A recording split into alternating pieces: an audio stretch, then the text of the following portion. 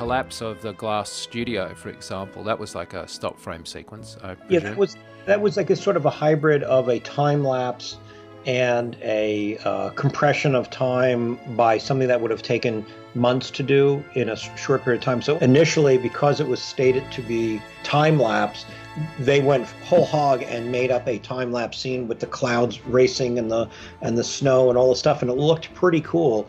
But it was too real for Marty, so he didn't want to do that. It was too distracting.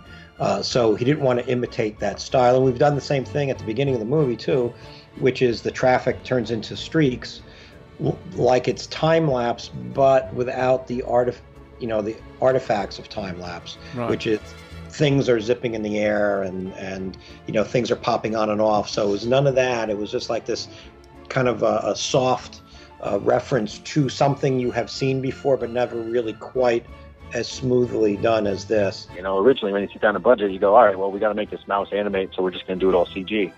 And we said, well, there's no reason for that.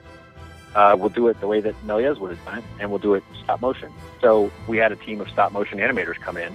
The mouse was stop motion animated frame by frame. Even our QC guy, like we have a QC guy who goes through every single shot in the movie, and he kicked that shot back, and he said, motion blur amount is too low. Mouse looks like it's stop motion, needs to be re-rendered. And I kicked it back to him and said, mouse is stop motion and is intentionally designed that way.